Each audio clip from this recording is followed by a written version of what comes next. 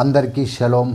ప్రియమైనటువంటి వారులారా, దేవుని యొక్క మహా గొప్ప కృపచేత, పరిశుద్ధాత్మ యొక్క కృపచేత, పరిశుద్ధాత్మ ద్వారా వ్రాయబడినటువంటి పరిశుద్ధ గ్రంథంలో ఉన్నటువంటి ఒక వాక్యమును ధ్యానించుటకు అనుదినము దేవుడు కృప చూపి ఉన్నాడు. కాబట్టి నేటి దినమున కూడా దేవుడు నిన్నటి దినమున కానాలో జరిగినటువంటి వివాహమునకు దేవుడు ప్రభు అయినటువంటి యేషువ వారు చేసినటువంటి మొట్టమొదటి అద్భుత కార్యము, ఈ యొక్క సృష్టిలో చేసినటువంటి దేవుడి యొక్క సృష్టిలో దేవుని యొక్క అధికారము. కాబట్టి నేటి దినమున కూడా ప్రభు అయినటువంటి యేషువ యొక్క మహా గొప్ప కృపచేత ఈ దినమున కూడా ఆ యొక్క లేఖనము దేవుడు చేసినటువంటి మొట్టమొదటి స్వస్థత. నిన్నటి దినమున మనము ఆయన చేసినటువంటి ఒక అద్భుత కార్యమును చూసాం. నేటి దినమున ఆయన చేసినటువంటి మొట్టమొదటి స్వస్థత మనం ఏం నేర్చుకోబోతున్నాం పరిశుద్ధాత్మ ద్వారా ఈ దినమున ఆ యొక్క వాక్యం ద్వారా.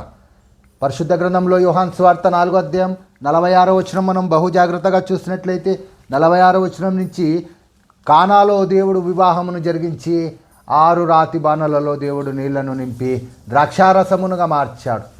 ఇది ఒక గొప్ప ఆశ్చర్యకార్యం. మరియు అదే కానాలో తాము నీళ్లు ద్రాక్షారసముగా చేసిన గలిలయలోని కానాకు ఆయన తిరిగి వచ్చెను. రెండవ మారు ఆయన వచ్చారు. కానా అనగా దేవుని యొక్క సమక్షము. కానా అనగా ఆత్మీయ అర్థము దేవుని యొక్క సమక్షము. అవును ప్రియమైనటువంటి వాళ్ళరా, ఆ కానాకు దేవుడు మరలా రెండోసారి వచ్చాడు. అందుకే యోహాను సువార్త 4వ అధ్యాయం 46వ వచనంలో తాను నీళ్లు ద్రాక్షారసముగా చేసిన గలిలయలోని కానాకు ఆయన తిరిగి వచ్చెను. మరలా రెండవ సూచక క్రియ. మొట్టమొదటి అద్భుతము కానాలోనే చేశాడు. మొట్టమొదటి స్వస్థత కూడా కానాలోనే చేసుకుంటూ వచ్చాడు. అవును ప్రియమైనటువంటి వాళ్ళారా, అప్పుడు కపెర్నహూములో ఒక ప్రధాని కుమారుడు రోగి అయి ఉండెను. కపెర్నహూము దేనికి సాదృశ్యము? ఆత్మీయ దూరం అనేటువంటి ఒక అర్థం ఇస్తుంది. కపెర్నహూము అంటే దూరం, కానా అంటే దేవుని యొక్క సమక్షము. కపెర్నహూము అంటే ఆత్మీయ దూరం. అవును ప్రియమైనటువంటి వారులారా, దేవుని యొక్క సమక్షములోకి ఆయన రెండవ మారి వచ్చాడు. ప్రభు అయినటువంటి యేషువ వారు కానాలోకి తిరిగి మరలా రెండవ మారి వచ్చి ఆ యొక్క రోగి అయి ఉన్నటువంటి ఆ కపెర్నహూములో ఒక ప్రధాని కుమారుడు రోగి అయి ఉండెను. యేషువ యూదయ నుండి గలిలయకు వచ్చెనని అతడు విని ఆయన ఎద్దకు వచ్చి తన కుమారుడు చావ సిద్ధమై ఉండెను కనుక ఆయన వచ్చి తనను అతనిని స్వస్థపరచమని వేడుకున్నాడు. బోధకుడా, రబ్బుని, నా కుమారుడు వ్యాధిగ్రస్తుడై ఉన్నాడు. తన కుమారుడు, ప్రధాని కుమారుడు, నా కుమారుడు వ్యాధిగ్రస్తుడై ఉన్నాడు. అవును బోధకుడా, రబ్బుని, నా కుమారుని స్వస్థపరచు. ఆయన స్వస్థపరచమని వేడుకుంటున్నాడు ఆ ప్రధాని. అందుకు ప్రభు అయినటువంటి యేషువ వారు ఏమన్నారు? ఆ యొక్క కానాలో మొదటి సూచక క్రియను జరిగించారు ఆయన. అందుకు యేషువ 48వ వచనము, సూచక క్రియలను మహత్కార్యములను చూడక కంటే మీరెంత మాత్రము నమ్మరని అతనితో చెప్పను. అందుకు ఆ ప్రధాని, ప్రభువా, నా కుమారుడు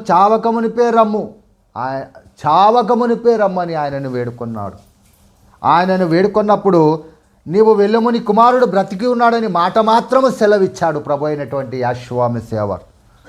అవును ప్రియమైనటువంటి వర్లారా, ఆ ప్రధాని నమ్మాడు, విశ్వాసం ఉంచాడు, వెళ్ళిపోయాడు.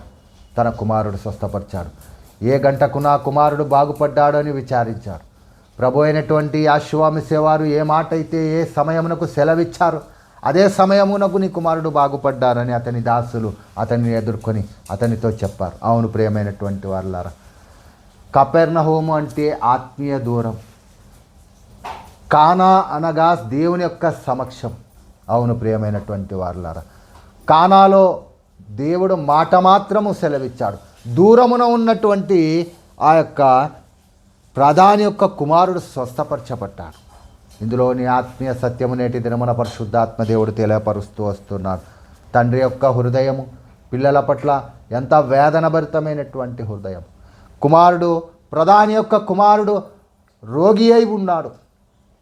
తన తండ్రి యొక్క హృదయము ప్రార్థనలో పట్టుదల కలిగి ఇదిగో కానాలో అద్భుతము జరిగించినటువంటి యొక్క ప్రవక్త అని వారు విశ్వాసం ఉంచారు. ఆయన మనుష్య కుమారుడుగా వారు ఆయనను ఎంచలేదు. అవును ప్రియమైనటువంటి వారులారా, తండ్రి యొక్క హృదయము ప్రభు అయినటువంటి యెహోవా మెస్సియా యొక్క సమక్షమునకు పట్టుదల కలిగినటువంటి ప్రార్థనతో ఈయన సమస్తమును బాగు చేయగలడని నమ్మినటువంటి యొక్క ప్రధాని తన కుమారుని కొరకు విజ్ఞాపన చేస్తున్నాడు. బోధకుడా, రబ్బుని, నా కుమారుడు వ్యాధిగ్రస్తుడై ఉన్నాడు, నా కుమారుడు రోగి అయి ఉన్నాడు, నా కుమారుడు రోగి అయి ఉన్నాడు, అది నీవు వచ్చి నా ఇంటికి వచ్చి అతన్ని స్వస్థపరచు.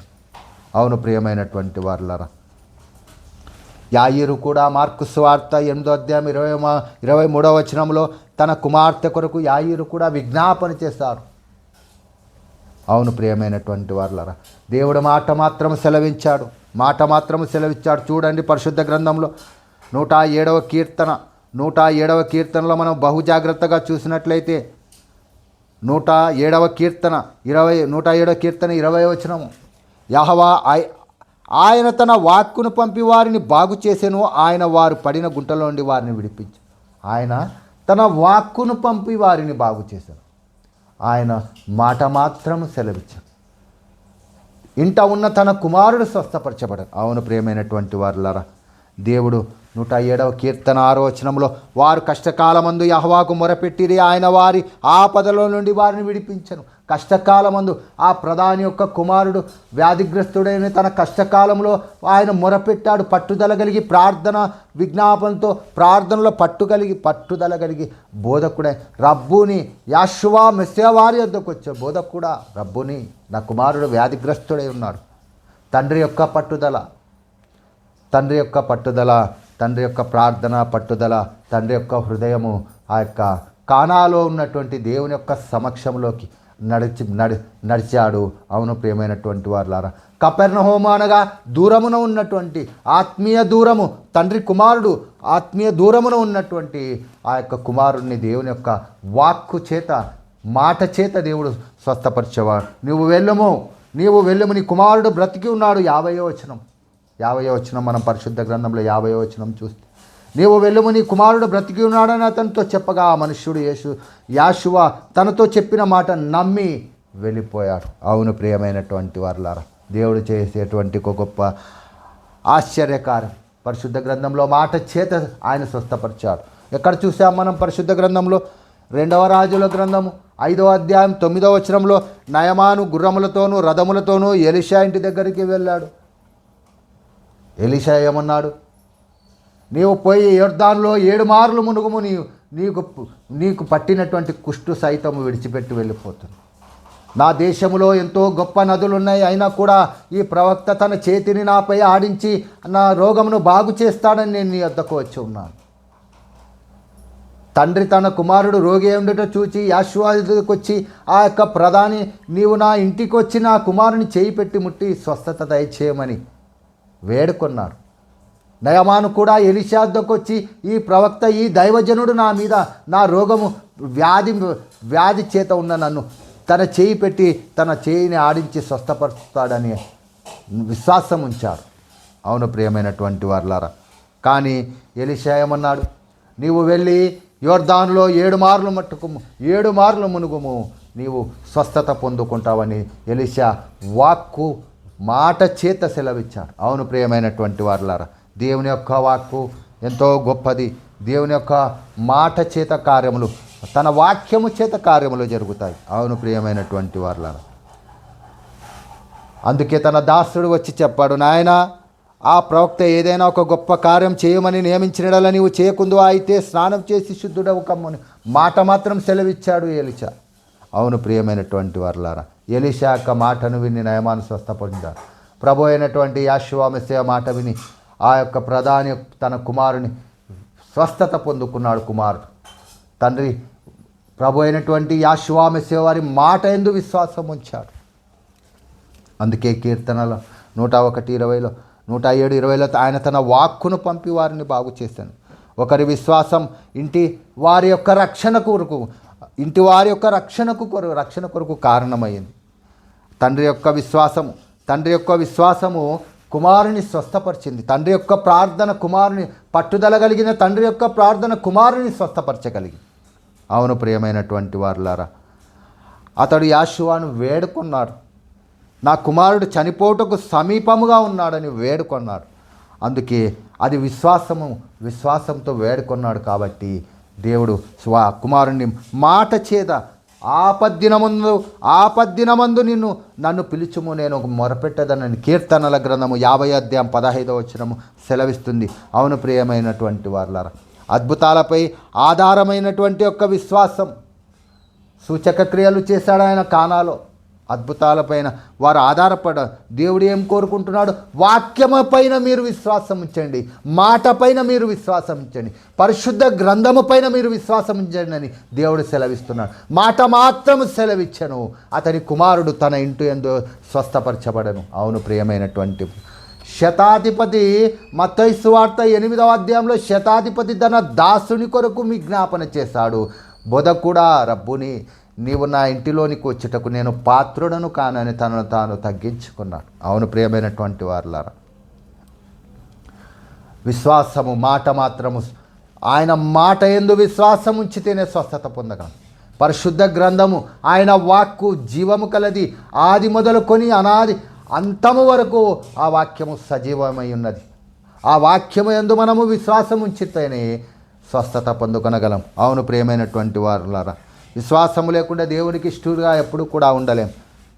తండ్రి యొక్క హృదయము ప్రార్థనలో పట్టుదల. యాయీరు తన కుమార్తె కోసం విజ్ఞాపన చేసినప్పుడు, యాయీరు కూడా తన కుమార్తె కోసం విజ్ఞాపన చేసినప్పుడు స్వస్థపరచబడ్డాడు. అవును ప్రియమైనటువంటి వారులారా, అద్భుతము చూడకముందే నమ్మాడు.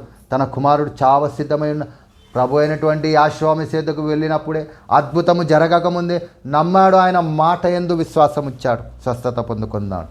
అవును, అందుకే వాక్యము శక్తి కలది. దేవుడు చేసినటువంటి మొట్టమొదటి స్వస్థత తన వాక్కును పంపి బాగు చేశాను. ఎలీషా నయమానుని వాక్కు చేత స్వస్థపరచాడు. నీవు వెళ్ళి యొర్దానులో 7 మార్ల మట్టుకు మునుగు. వాక్కు మాట చేత నయమాను స్వస్థపరచబడ్డాడు. మాట చేత ఆ యొక్క ప్రధాని యొక్క కుమారుడు స్వస్థపరచబడ్డాడు. అవును ప్రియమైనటువంటి వారులారా, కానా దేవుని యొక్క సమక్షము, కపెర్నహూము ఆత్మీయ దూరము, ఆ ప్రధాని యాజకుని యొక్క గృహము ఆత్మీయ దూరములో, తన కుమారుడు ఆత్మీయ దూరములో ఉన్నాడు. అవును, కపెర్నహూములో ఉన్నాడు. దేవుని శక్తి దూరమునకు అడ్డంకి కాదని లేఖనము తెలియచేస్తుంది.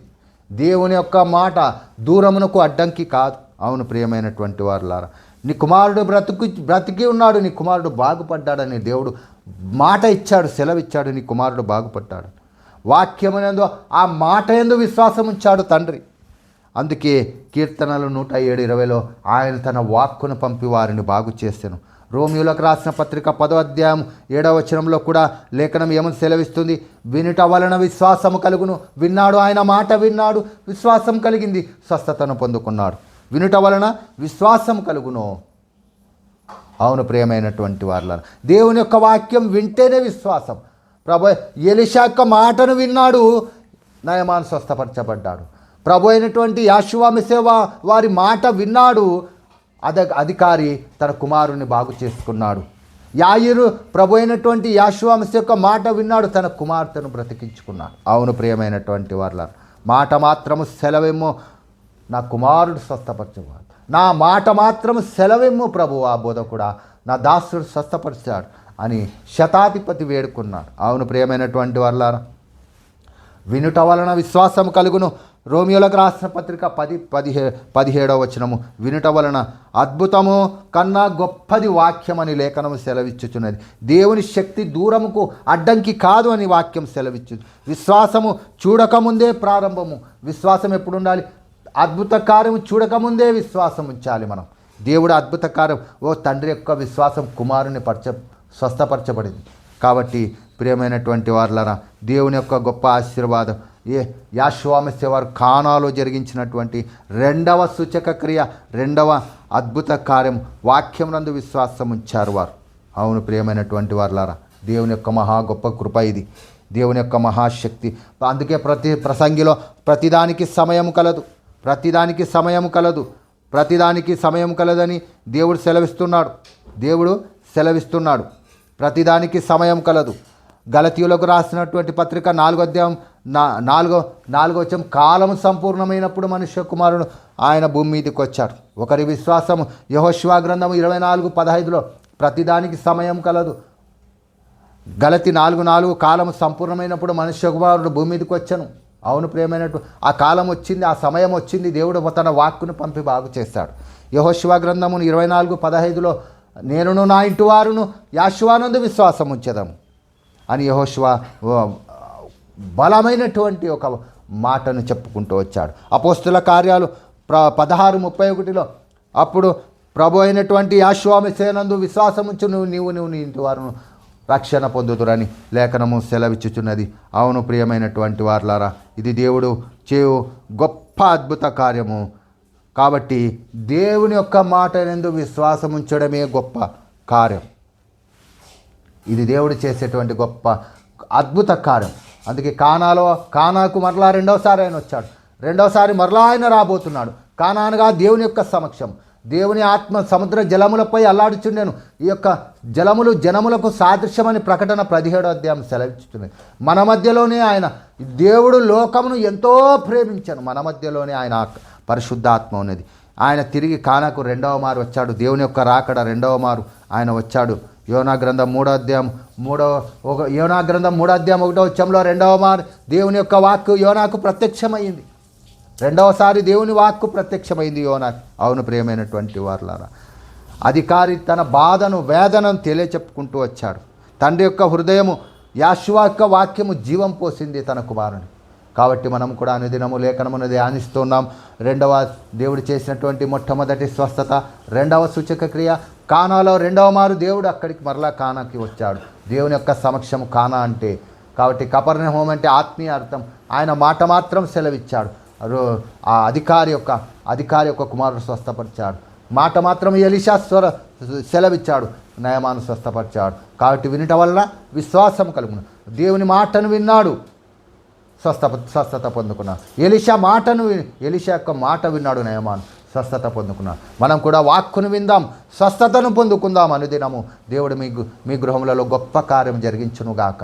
మీ అందరి కొరకు విజ్ఞాపన ప్రార్థన చేస్తూ వాక్యం మీ హృదయంలో ఫలించి మీరు ఆశీర్వించి దీవించి స్వస్థపరచబడలాగున అనుదినము మీ కొరకు ప్రార్థిస్తూ మరలా రేపటి దినమున పరిశుద్ధాత్మ యొక్క వాక్కుతో మీ ఎదుటికి రాగలనని అందరి దగ్గర సెలవు తీసుకుంటూ షలోం.